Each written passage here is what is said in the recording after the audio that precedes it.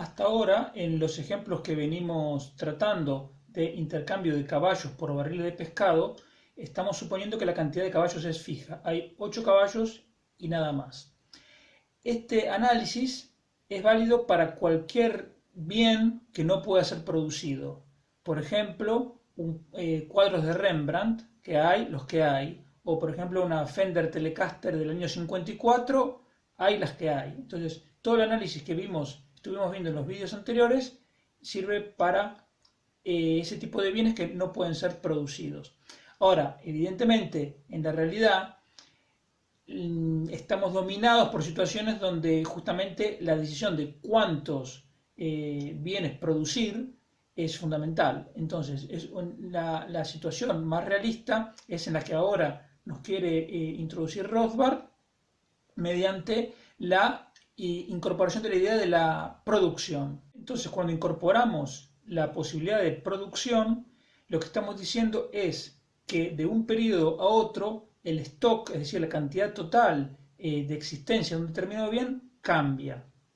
En el gráfico vemos el ejemplo que nos pone Rothbard en el libro, en el cual aparecen dos mercados en el caballo. Imaginemos que a una de las personas de la aldea de que estemos hablando le regalan 2 caballos, o hereda 2 caballos, o los encuentra, lo que fuese.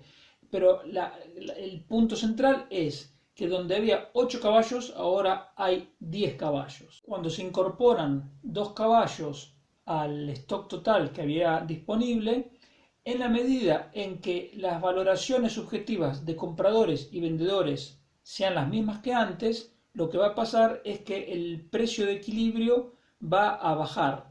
¿Por qué?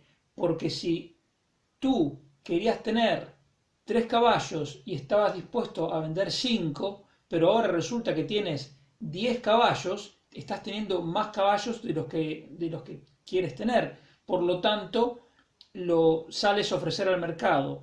Y como en el mercado se estaban comprando 5 caballos y tú tienes que dar un incentivo para que se vendan esos caballos adicionales, ese incentivo se da en términos de una bajada del precio. Entonces se baja el precio, aparecen nuevos compradores y entonces la cantidad de caballos que se quieren retener pasa a ser la deseada.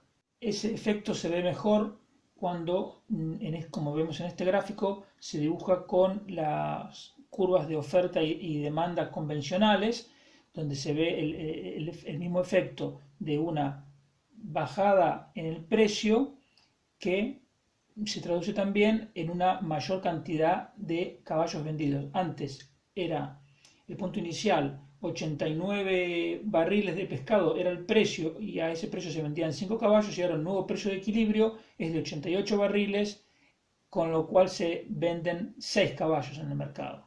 Con este mismo gráfico podemos ver lo que ocurriría en caso de que descienda el stock. Supongamos que el caso reverso, que había 10 caballos y de golpe 2 caballos escapan, entonces la oferta que hay pasa a ser de 8 caballos. Entonces esa reducción en la oferta significaría que la curva de oferta se movería hacia la izquierda y el precio de equilibrio subiría. Por supuesto que acá estamos viendo el caso más simple de que aumente o disminuya el stock total de caballos y se mantengan constantes las valoraciones subjetivas de compradores y vendedores.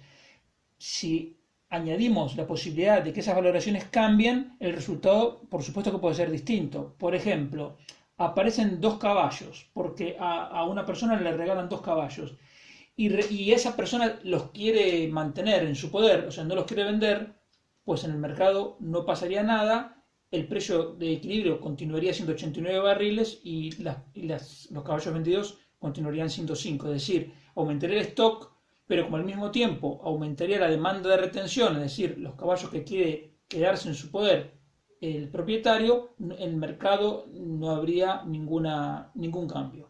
Esta fórmula nos sintetiza la relación que hay entre el stock actual de un bien con el stock que había en el periodo anterior, la producción de ese mismo bien y la utilización del mismo en el caso de que sea un bien de consumo. Por ejemplo, el stock actual, que es S en el periodo T, que es el periodo actual, es igual a S T menos N, es decir, al stock de un periodo anterior, más la producción que hubo en el periodo N, menos la utilización que hubo del bien en cuestión en el mismo periodo. Entonces, supongamos, teníamos 8 caballos, aparece un caballo, pero 2 caballos mueren, el stock total pasa a ser 7 caballos. Simplemente esto es una fórmula muy elemental, pero el mensaje importante que quiere trasladarnos Rothbard es que el stock, la disponibilidad de un bien está vinculado con el paso del tiempo y vinculado con el stock del periodo anterior, la producción y su utilización. Para terminar el tema, Rothbard hace una aclaración para que no se confundan dos cosas que parecen lo mismo pero no son. Una cosa es el aumento de la demanda y otra cosa es el aumento de la cantidad demandada. En el primer caso, que aumente la demanda significa que las valoraciones subjetivas de los compradores cambian y valoran más el bien en cuestión, por lo tanto, están dispuestos a pagar más por ese mismo producto y entonces esa mayor demanda, es decir, hay una mayor puja de los compradores por ese bien, hace que aumente el precio de equilibrio y también las cantidades intercambiadas porque aumentó la valoración. Eso es un aumento de demanda. Pero una cosa distinta es que aumente la cantidad demandada.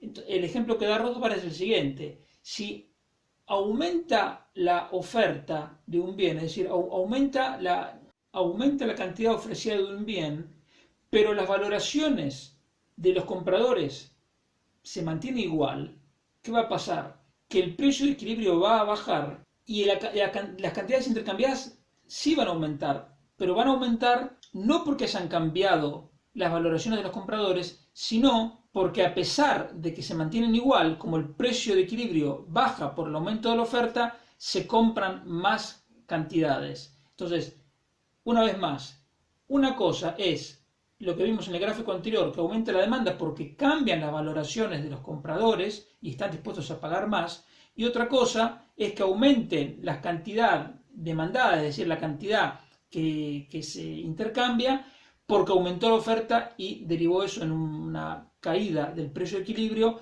y entonces, aunque las valoraciones se mantengan igual que antes, como digo, se intercambian más bienes, pero por el aumento de la oferta y la bajada del precio de equilibrio. Entonces, una cosa es que aumente la demanda, es decir, cambien las valoraciones, y otra cosa es que aumente la cantidad demandada como respuesta a una mayor oferta que hace bajar el precio de equilibrio.